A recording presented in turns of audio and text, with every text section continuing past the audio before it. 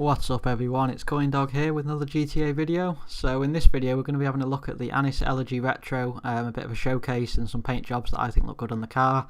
So to get this vehicle you basically just get a free Elegy from Benny's or from the normal shop, and then you take it to Benny's or your own custom garage to upgrade for 900k. It's obviously based on the R32 Skyline from Nissan.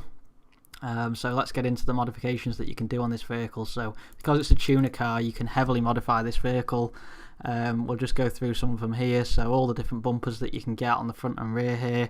You got some, like the sticker bomb ones, and then you've got carbon ones that stick out quite a long way, all that sort of stuff. There's quite a good selection there. The rear ones you can see here, there's only 4 to choose from. I don't particularly like the rear ones, to be honest. They kind of just surround the exhaust a bit. You can change the meshes on the front of the vehicle with all sorts of different meshes to here, or you can remove the mesh altogether.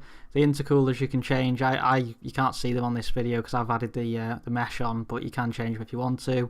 You can change the headlights for cooling ducts and stuff like that. I haven't done that. I don't particularly like the look of it, to be honest, but the option's there.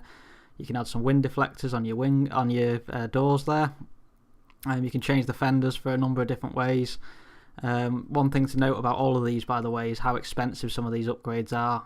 You could very, very easily spend like, $500,000 probably upgrading this vehicle with some of these. I mean, look at the price of these here, the engines and the struts.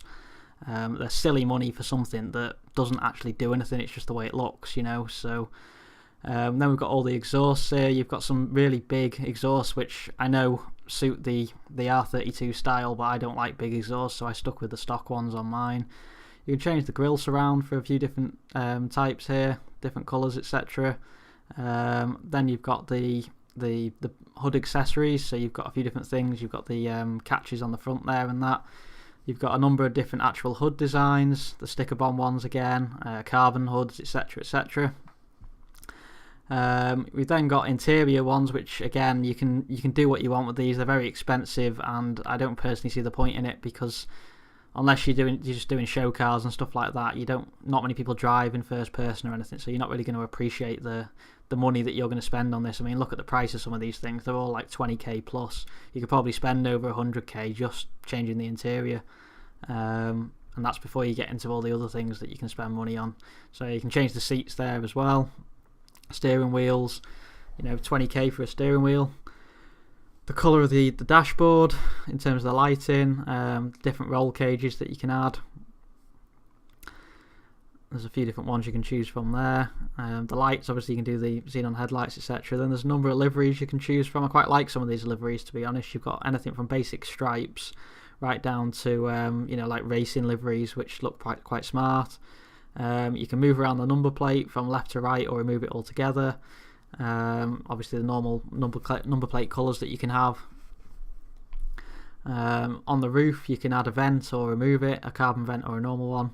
Then you've got various different vortex generators, a carbon roof, a roof spoiler, all that sort of stuff. I've put the vortex generators on, the carbon ones. I think they look quite smart. The skirts, there's a few different skirts to choose from here, anything from small little skirts like that to full skirts. And then you've got the carbon or normal option. The spoilers, there's quite a lot of different spoilers to choose from. You've got very small little spoilers, and people that have seen my previous videos know that I'm a fan of small spoilers, right up to the ridiculous GT wing spoilers, which I think personally ruin most cars, but I understand that some people like that sort of thing, especially on older retro vehicles. But some of these extreme racer wing, it just looks absolutely ridiculous, I think. And then we've just got all the normal suspension turbo, the tints, etc. So we'll go into the paint colours now that I've chosen for this vehicle. So the first one we've gone for is quite a straightforward one, and it goes against what I've said before in a previous video, to be honest. So I've gone for a white primary colour and a black secondary, which I don't normally mix the colours up, but I think on this vehicle it actually suits it quite well just because there's so much black naturally on the vehicle. And then I've also added the livery called Not Tonight Pizza Boy, which I think looks quite smart. It's got a lot of black and grey in it, and white. The next one we've gone for is it's a boring one, but it's like your traditional R32 Skyline colours. So it's dark steel primary and secondary, and then I've put a pearlescent silver on it just to really make it shine. But it's a boring colour, but it's the colour that everyone associates with the R32 Skyline, so I couldn't really leave it out of this, I didn't think. The next one that I've gone for is matte blue on primary and secondary, which looks quite dull on its own.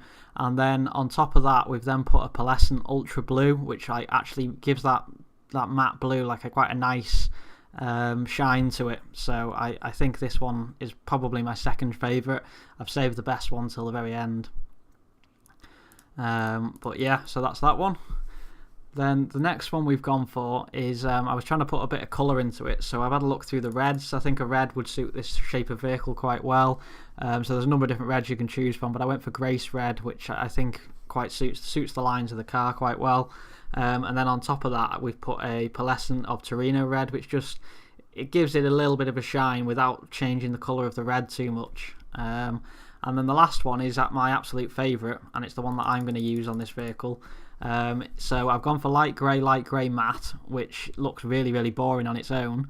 However, if you then go into the liveries, you'll find one called LTD Gasoline, which completely changes the look of the car. The stripes in the middle of the livery, the last one, is also light grey matte, so it kind of blends the colours in quite well across the car.